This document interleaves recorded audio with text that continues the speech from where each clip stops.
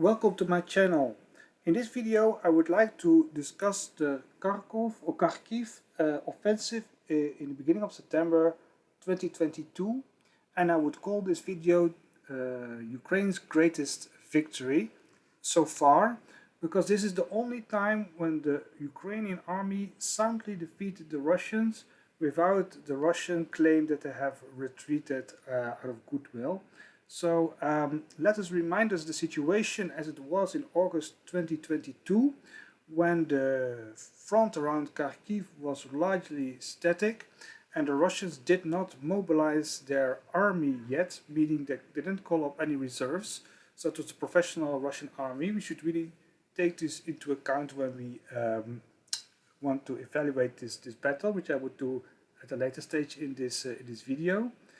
And in August 2022, the Ukrainian army opened its long-awaited offensive on the Kherson front, and for that reason the Russians, they moved reinforcement from other sectors of the front. So they anticipated an offensive either in the Kherson region or in the Zaporizhzhia region, which you can see by the arrows of their reinforcements.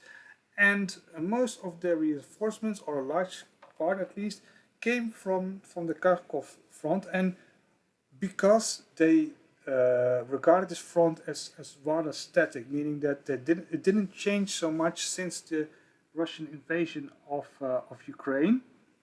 So they regard this as a rather quiet sector. And on the 29th, the Ukrainians, they opened their offensive, as said, at Kherson to eliminate the Russian bridgehead, the remaining Russian bridgehead over the Dnieper River, the river which divides Ukraine in two, which splits the country in half. And as a result, the focus was on that sector. And the Kherson offensive was actually a kind of anticipated. A lot of Ukrainian channels already speculated on this offensive. It was also announced by speakers of the Ukrainian government that there would be such an offensive. It would be a large-scale offensive. It would be a main effort. It was suggested that this was the main effort of the Ukrainian army. So it was all the more surprising that an offensive was being conducted by the Ukrainian army in the Kharkiv region. And my estimation, but again, we just have to work with the current knowledge. We don't know all the details yet. The archives still have to open. A lot of things have to be clarified. But I think that this offensive was an offensive out of opportunity and not planned. I will go into that in more detail when we discuss the detailed map. So, because most of the units which were used in this offensive in the north were local units which were already there. And this is a good opportunity to go to the detailed map. So here is the map with the contact line in yellow. And you can see here the forest belt along the Severodonetsk River. So you can see that there's a lot of forest around the river. And this is very important to explain one of the success factors of this offensive. Because these forest belts and these swamps around the Severodonetsk River, the river which crosses all across this map between Kharkiv and Izyum on the bottom of the map.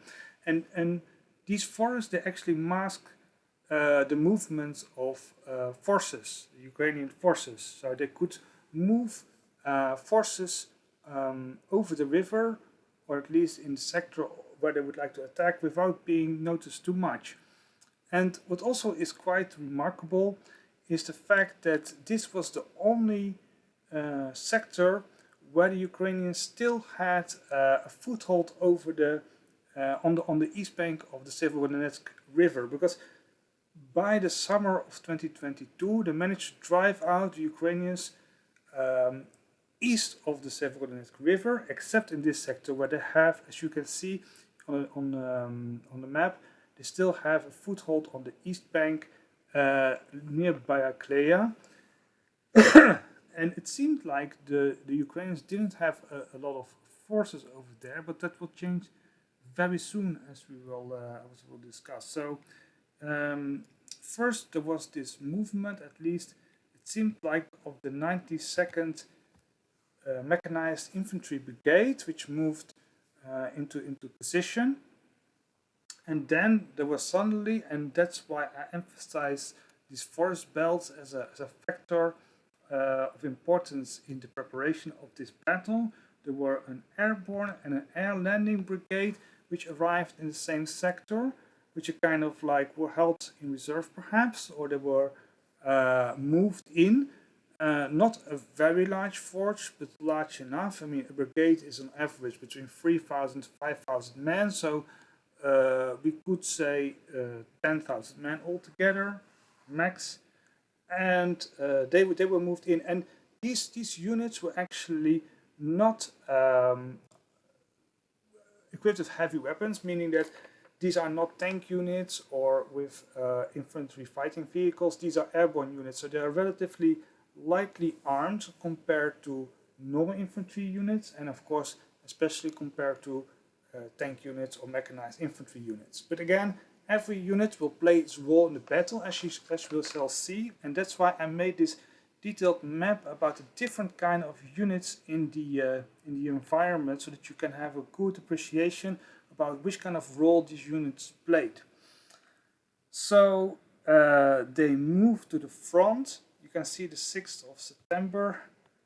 They were moved into position, and as you can see, there are also height differences. Of course, I didn't emphasize all height differences, but the most important ones, so that you can have an idea about how the landscape looked like. Where are the heights and where are the lowlands? So I also didn't draw in all the little rivers to keep a kind of the overview on the map. So what happened is that these two brigades managed to sneak up to the Russian lines. They were hardly detected, so there is this kind of local advantage over Russian units. Again, the Russian units opposite of these brigades which moved into the bridgehead sector, because as I said, this is the only bridgehead left back then on the east bank of the Severodonetsk River.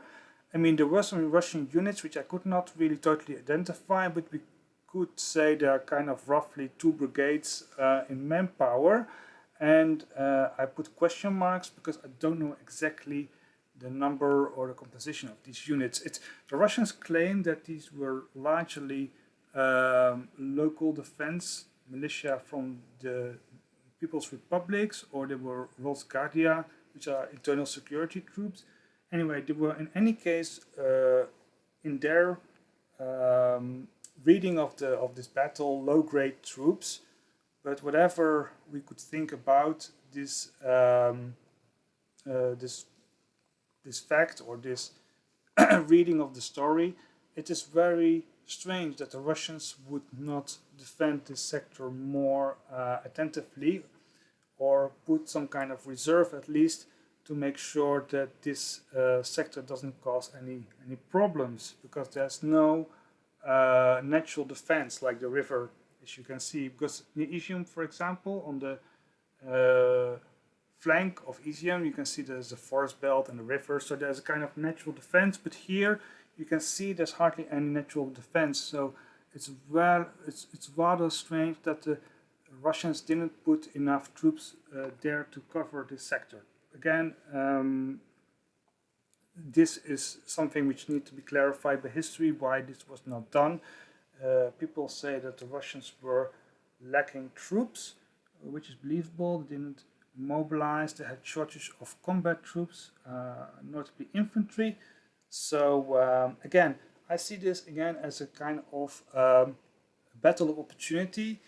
There were not a lot of troops involved, and some units like the 92nd were actually moved locally rather than from the other side of the country, from other parts of Ukraine.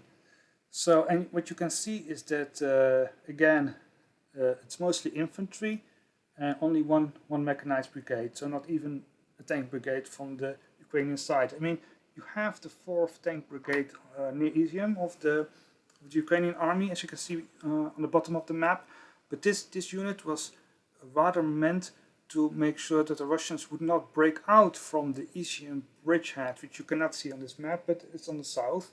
And the Russians had there, as you can see, a motorized division and a motorized brigade, the 27th. So these units I happen to identify. So what happened is that the 25th Brigade would attack. So first was, you can see the black arrows. There would be a kind of like broad frontal attack on the Russian lines. And then what happened was that the 25th would break out. So the other troops would hold the line to make sure the Russians would not move any troops to the main effort. And then the 25th Brigade was breaking out. And as you can see, the black arrow follows a kind of like little valley, a little depression in which you have a road. So they try to move over the rough terrain or over the terrain, and then they try to capitalize on an existing road between Balakleya and Shevchenkove, which is in a kind of depression. So that's really quite interesting. So, and we will see how this battle develops, and that will explain a little bit why the 25th Brigade was deployed as such. So, hopla, I will make it move on the map as well, so that you can see dispositions of the troops on the 7th of September. So then you will have, so the 25th is there, and then you have the 103rd on the top. So I will go back and emphasize the 103rd Brigade, which was then also moved in.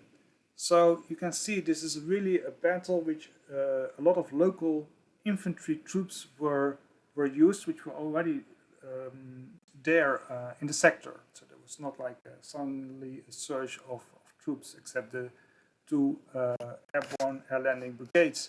So this brigade would attack again through this depression to Shevchenkove, and this would actually kind of support the attack of the 25th, which would attack from the south, which meant that the Russian troops, which were west of Shevchenkove, which were pinned down by the 92nd Mechanized Brigade, they were more or less encircled. So you can imagine what had happened back then, that the Russians were suddenly attacked and in some sectors overwhelmed by local advantage in infantry and artillery, of course. And then suddenly the Ukrainians would appear in the rear, and not with mechanized units, but rather with light infantry units. So it was really largely an infantry battle. So this attack by the 103rd created a kind of second pincer, which would converge at Shevchenkove. And you can imagine that maybe locally there were some Russian troops present to at least offer some resistance in this important town, because you can see it lies on the railway line, which I have put in on the dotted line, which are black and white, between Kharkiv and Kupiansk. So it's a really quite important line in terms of logistics, because the Russian army is still largely dependent on railways, just like the Ukrainian army, by the way. And it lies on a main road. I tried to put in the main road with the black lines. So you can see the main line of defense, of the main line of contact of the Russians has been broken. The Ukrainians are kind of in the open, and that happened fairly quickly, yeah? So within 48 hours. And that makes it very special. There's a kind of deep penetration which converges on the town of Shevchenkove. And then we can see a second pincer. Wait a moment. You can see here the other units, they shove the Russians into Balakleya. So voilà, so that part of the front, you can see the northern part is kind of encircled and the southern part is kind of driven back, and there was a fierce battle on Balakleya, but it also meant that the Russians were kind of like pinned down in that sector. They could not support their troops in the north. So that's really important to take into account. So the 25th again would play a pivotal role in another attack, and again you can see this attack goes through the depression, go north to again outflank the Russians. So if there would have a considerable Russian resistance in Shevchenkova, or at least the Russian troops there would also be outflanked. And this happened again by the 25th Airborne Brigade. And then you can see that the 103rd is mopping up the resistance in Shevchenkova, so that the 25th can actually move forward on the 9th of September. And then you can see what happens is a kind of general collapse of the Russians in the northern sector, so on the third day more or less. And this is really quite important. This meant a more strategic breakthrough rather than a local breakthrough. And then the road is a kind of open, so the 92nd, which is a mechanized brigade, consists of tracked and wheeled vehicles. They can actually move on that road all the way to Kupiansk. So you can see that the infantry clears the road, clears the way, mops up, and then the armor and tracked and wheeled vehicles go forward in a very deep penetration all the way to this important town, which is also, as you can see, a lot of converging roads and railways. So this is a very interesting development, which created a very bad situation for the Russians in terms of logistics, because you can see Kupiansk, there's a railway coming from the north all the way going to the south, so, and roads which also go to Izyum. So this will create a very bad situation also for the Russians, which are concentrated around Izyum. And what happens actually is really quite remarkable, because the Russians cannot only support their troops in the north from the sector of Balakleya, but what also happens is that there's also no reinforcement coming from Izyum, despite the fact they have a large concentration of forces over there. I have not seen any intelligence in which they moved troops to the north. So the Russians in that sector had to fend for themselves. So you can imagine the panic which broke out in the rear of the Russian army, where you also have troops, for example, for the supply troops, the trucks, the supply troops in all stages of the front. So this is becoming a very good situation for the Ukrainians and a very bad situation for the Russians already on the third day. This is really a clean breakthrough. So also in Balakleya, the defense crumbles. The Russians they crumble, and the 25th Brigade moves forward, going south. So again, I will emphasize it. The 25th Brigade moves south, and that's the opportunity they take. So after the breakthrough, after it's really sure on the 10th of September that there's a strategic breakthrough, what I would call strategic breakthrough, then they divide their forces. They no longer concentrate on the road to Kupiansk. Kupiansk is a kind of like ripe for the picking, apparently, and they divide their forces to really tackle the Russians at Izyum. And we should really know that the Russian army in that sector was the first Guards tank army.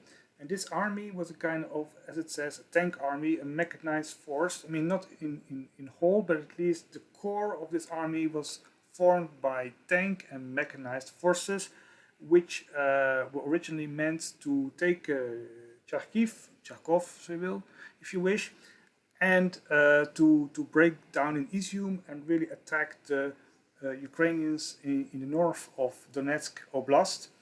And that's why you have this large concentration of tank and mechanized forces in Izyum, because originally that's where they wish to break through. So the Ukrainians are very keen on eliminating this hub, this important bridgehead which the Russians have over the Severodonetsk River going to the south. So again, the 29th breaks into Kupiansk, and Kupiansk is important, and I will show another map later, which is a little bit more large-scale map to show the political and strategic importance of Kupiansk. But for now, it's clear that this is an important landmark goal that they managed to take, a significant town, which, like Izyum, is an important rail and road net hub. So the 92nd breaks in, and back then there were also photos taken in Kupiansk of Ukrainian soldiers raising the Ukrainian flag. So the next step is that that the Russians, that the 92nd also goes to the south, that they also kind of split forces, and that the 80th Brigade, as you can see, moves forward, this airborne brigade, to really reinforce this sector, to really have a kind of broad attack, to really make sure that the Russians don't cut off the 92nd or the 25th Brigade, but to cover this front, while the others make a dash for the south. So on the 11th of September, the Russian units at Izyum, they apparently are not capable of any counterattack. They rather evacuate, and that's the most astonishing part of the whole story. That actually the whole Russian front on the west side of the Oskil River, so the river which actually moves to Kupiansk, go all the way to the south, which you can see. They move behind this river, and actually back then the Russian army command said that they would defend the Oskil River, that they would set up a defense over there. So what happened cannot be described more accurately as a Russian rout. The Russians were soundly defeated and actually had to retreat head over tail, and this is quite a humiliation for the Russian army, especially the first Guards Tank Army, which had such a pristine reputation. It was an army which was originally located in eastern Germany and was during the Cold War earmarked to spearhead the attack to the Rhine. So this army is now basically it has lost his reputation in this battle. And if we go to the next slide, there we can see sorry, not yet. I mean, we will still stay in this slide. In next slide, sorry. You can see the Russian losses in the Kharkiv offensive, most notably in terms of tanks. They lose something like 86 tanks, so almost a whole, several tank brigades, or at least one full tank brigade, and they lose a lot of tanks. Now we know that a lot of the tanks were in repairs. They were not operational, which is quite remarkable. Seeing the static nature of the front, I mean, there would be ample of time to repair them, but apparently they didn't manage to. There were dozens of tanks in repairs, and these were captured by the Ukrainians. But again, also a lot of tanks were lost in battle, of course. So I don't want to downplay the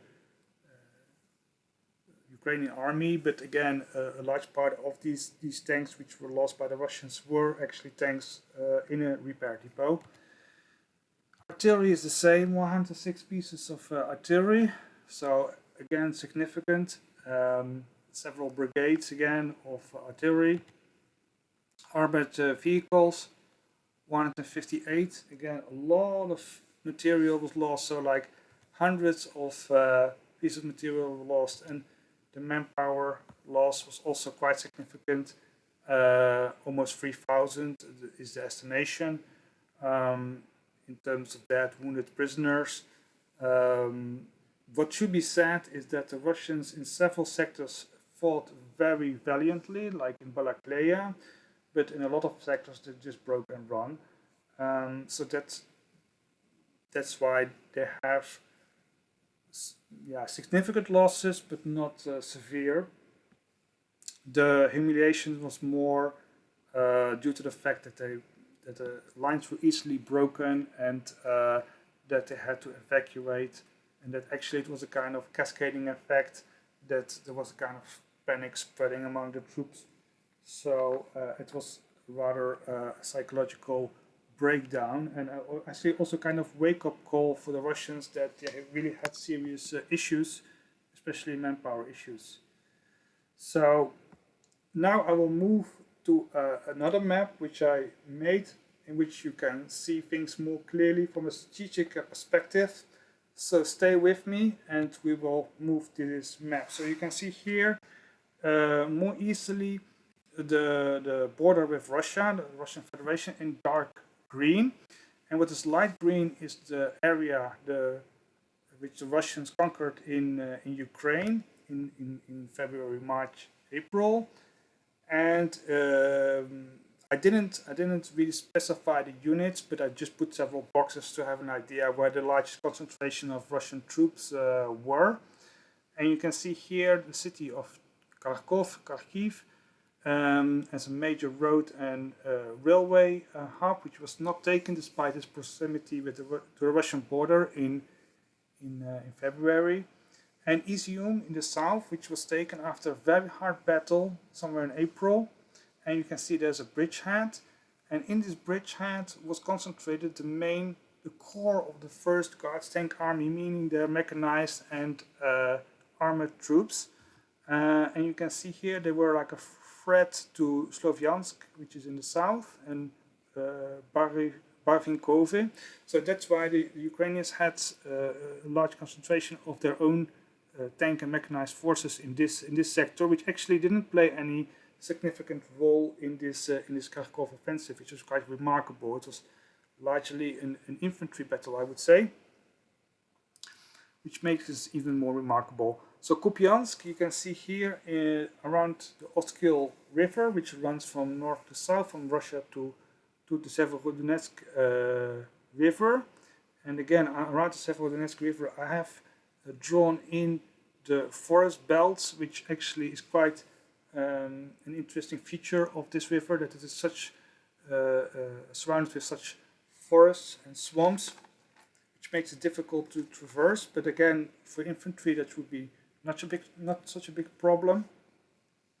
We should remind us that in May the Russians tried to cross the Severodonetsk river near Liman, and they failed with heavy equipment. And now you can see that in this bridgehead, you can see it here on the strategic map near Kharkov, that the Ukrainians had this bridgehead where you can see a box with Ukrainian troops, which was the only bridgehead left on the east side of the Severodonetsk river for the Ukrainians. So the Ukrainians really exploited this bridgehead to the fullest. So what happened again is the Severodonetsk river. You can see here it's shining up. And then you can see here the flag in Kupiansk. The Russians tried to establish a kind of like a government in Kupiansk, being the Kharkov People's Republic, kind of like a puppet government of locals, and it was in Kupiansk. So Kupiansk is not only important as a logistical hub, but also as a political center of Russian power in that particular region. So that's why the Ukrainians were so keen on getting there as well. So the 6th of September is the kickoff of the Kharkov offensive. So you can see here these attacks to fix the Russian troops in position so that they don't move too much and the Ukrainians can move in from the south, as I've explained to the other map. And you can see here that the troops move and also troops moving in from the north. And those troops converge on Shevchenkova asset on the 7th. So that's the day when the Russians were surrounded near that road going from Kharkov to Kupiansk. And on the 8th of September, there was this general breakthrough, and they go to the next. They outflank the Russian roadblocks, because undoubtedly the Russians would have put up roadblocks to at least stem the attack on the main road to Kupiansk, and that was outflanked by the 25th Airborne Brigade, as we have seen in the previous maps. And then you had this, that's why I have the red arrows. In the Russian Telegram channels and Russian media, they talked about a counteroffensive, that there would be a counteroffensive, that this was a kind of Ukrainian offensive and it would be defeated like the Germans were defeated during the Ardennes offensive. But as I put them in red, it's to indicate that this was something which was anticipated. Like the Russians would have had some reserves to conduct this counter-offensive, but this never materialized, despite all the rumors. But it's interesting enough to mention it, because back then it was really something which was anticipated and it never materialized. And in hindsight, it's quite remarkable, because one would have expected Russian reserves to kick in and counterattack, but there were none, at least not in that sector. So again, those arrows, they are just projections in hindsight. So again, on the 9th of September, so the third day into the battle, the Ukrainians really break out strategically, I would say, and reach Kupiansk. And this was a big blow for the Russians, both in terms of logistics, because you can see that there are not so many roads going from Kupiansk to Izyum, and Izyum is where their core of their First Guards tank army is. So, and despite the fact that there's this big developing Ukrainian offensive, those troops there don't move, at least not against those troops. And then the government moves to Vovsyansk, the provisional government for the Kharkov of Kharkiv People's Republic, the puppet government for the pro-Russian Ukrainians. And this is quite remarkable, of course, because it means that they don't, that Kupiansk is no longer the provisional capital, and it moves to a smaller, much smaller settlement. And on the 10th of September, there's this Ukrainian push to really eliminate the Izyum bridgehead. It was really a big danger for the Russians to be encircled with all their materials. So the Russians, they moved out rather quickly from that sector. And that is a big win for the Ukrainians in strategic,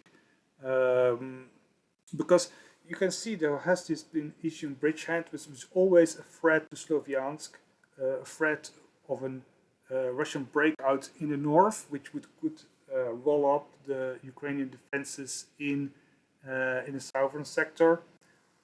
So now this has been eliminated. So on the 11th of September, you can see there's a big push everywhere. The Russians are evacuating all over the place in the Kharkiv region.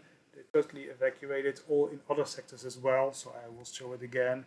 So 11th, there's a big breakout. I mean, the Russians even retreated much faster than the Ukrainians could advance, which is quite remarkable. But it is a total rout of the Russian forces. There was this big panic breaking out in the Russian ranks. It was like everybody just went back to Russia or over the Oskil River if they could. So this was the biggest result of the Ukrainian Kharkov offensive, that they managed to make the Russians retreat all the way, from all sectors around Kharkov, and it meant that the city was safe. And this cannot be understated. I mean, in the beginning of April, the Russians moved out of Kiev, which is of course the biggest city, the capital of Ukraine, and in September, the beginning of September, they managed to break the Russian threat to capture the second city of Ukraine, which is Kharkov, and or Kharkiv nowadays, and this is quite symbolic that the Russians they are no longer a threat to this city, at least not an immediate threat. So there was this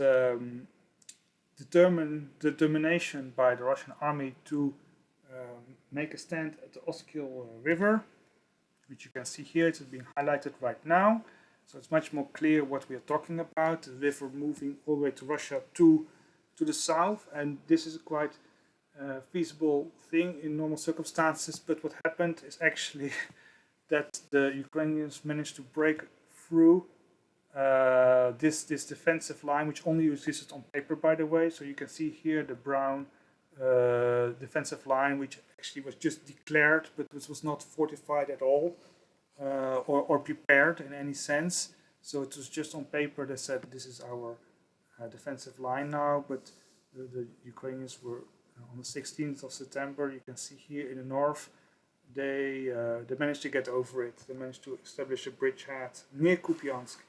So this was the first break through over the Oskil River, and then people thought, because now we are 10 days after the beginning of the offensive, that this would be a second stage. It was just several days after the Russian retreat out of most of the Kharkiv region, and this would be a second phase in which the Ukrainians would really capitalize on the Russian shock of this offensive, and they managed to at least have a bridgehead over the Oskil River, and they would really push into the Lugansk Oblast. And Lugansk Oblast, the border for this the oblast is roughly between Kreminna and Svatove,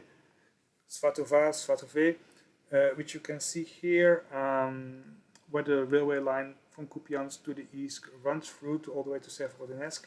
So that's a very logical axis of attack, and this would cut down the Russian railway links, because you can see here the railway links go to the Russian Federation, and you can see here there's one going to Kupiansk to Svatove, Kreminna, Severodonetsk, and there's one going to Starobielsk. And these railway lines are very essential to supply the Russian war effort in Ukraine. So if the Ukrainians would have been able to cut off these railway lines even further, that would have been a very heavy blow for the Russian war effort. So again, in the south, near Izyum, I will do it again, there's this unit which then attacks from the south to really have a second bridgehead. And this is really quite remarkable. So you can see the Kupiansk bridgehead, and then from the south there's also a bridgehead to really converge on Svatove, if possible, from two directions, and to really try to encircle the Russian troops, if possible, around the Oskil River. So, but then what happened is that there was this effort from the south. So south of Liman, again you have troops, and they were infiltrating north, and this is really quite remarkable. This is also mostly infantry. They would cross the rivers, and you can see here the forest belts kind of mask the movement of troops. And what was even more remarkable is that there were hardly any mines, because normally you would mine such a region to make sure that the enemy cannot pass through with such ease. But again, the Russians, they didn't mine it extensively enough, at least, to prohibit Ukrainian crossing of the river and crossing of the forest. And what's even more remarkable is that the Russians tried to cross this river to the different direction towards Sloviansk in May, June, and they didn't manage to do it. And I think that's mostly because they try to move with heavy vehicles, with pontoon bridges. And what the Ukrainians did was much smarter, with small groups of soldiers moving over the river on planks, or at least on small walking bridges, and not with heavy vehicles. They would really infiltrate in the forest and build up their strength over there to really push forward. But what happened next is that they would move their forces over the river, and this was a kind of big opportunity, at least on paper. On the 26th of September, you had this kind of like all the forces were kind of ready to exploit the Ukrainian crossing of the Oskil and Donetsk River, and actually break down the Russian defensive lines, defensive positions, and really do a kind of second push, just like the Kharkiv offensive. And it was on that day that the Ukrainians, in my estimation, made an error. They instead of moving south to take care of Liman and the Russian concentration of forces in that urban area, they went for Svatove. They would really go north to Svatove, thinking that the troops in the forest would take care of Liman and that would be enough. But what happened is that the attack in the direction of Svatove was being repulsed, or at least being halted. The Ukrainians didn't manage to break through all the way to the town, and that the units in the south, they managed to go all the way over the river, but the Russians were very stubborn in Liman. They managed to hold out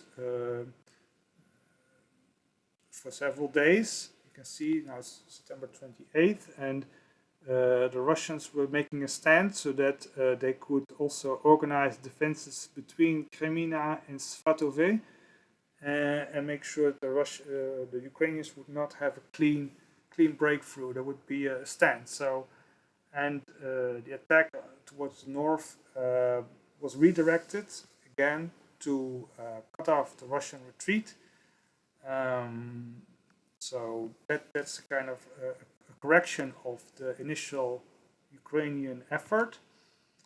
And on the 30th of September, you had this kind of effort to cut them, to totally encircle them in Liman, and that seemed to have to almost have succeeded, but that the Russians somehow managed to escape. So again, there was this storming of the town on the 1st of October, and then the Russian troops called it a day. So after almost 4 days of holding out and beating back the Ukrainian attacks, they managed to mostly pull out and move to the Svatove-Kremina sector.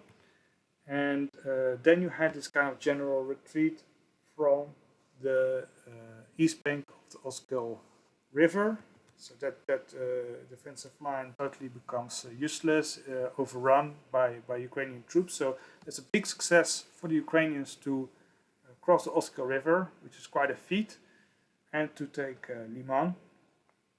What happened next is that actually the Ukrainian attacks peter out, and the Russians managed to establish a defensive line from the Russian border along the Oskil River towards a river which runs between Svatove and Kremina.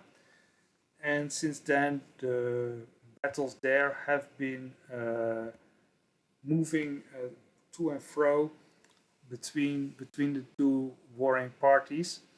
And in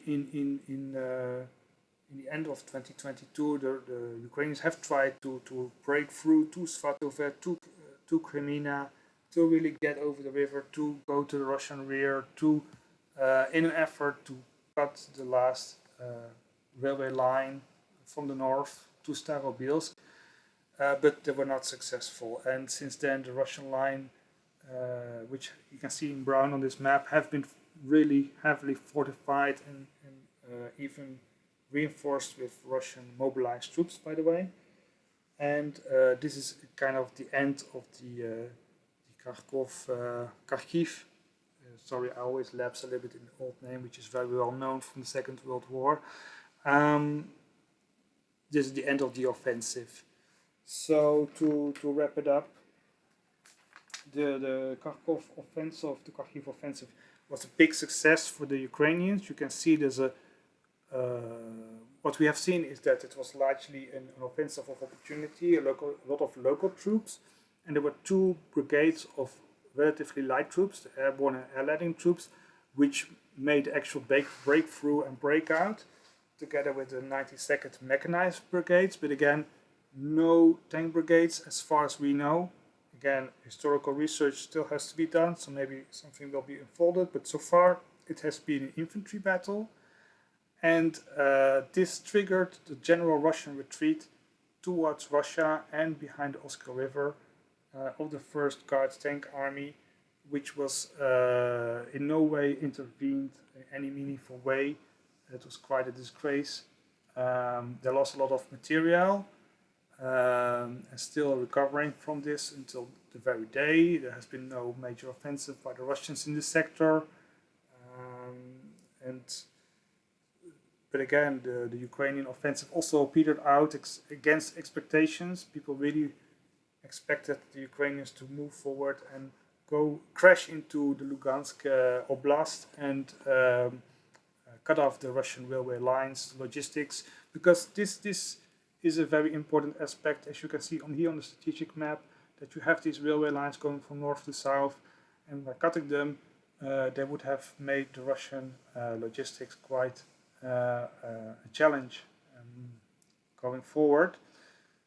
But again, yeah, this has been the most significant Ukrainian success in my opinion, because the Russians did not retreat in good order like they did in Kiev and in Kherson, but actually it turned into a big rout and a big humiliation of the Russian army. So this is my video about Ukraine's greatest victory. Tell me what you think, what you like in the comment section. If you agree with my assessment or not, what are your thoughts? Again, if you want to support me, you can buy me a coffee. There's a link in the description. I really would appreciate if you would share my work, if you would like and subscribe. So please feel free to do so. And I will see you next time in either a monthly update, which I always do. So follow me on that. And I will try to put up some more material about the Ukraine conflict in the future. So thank you very much.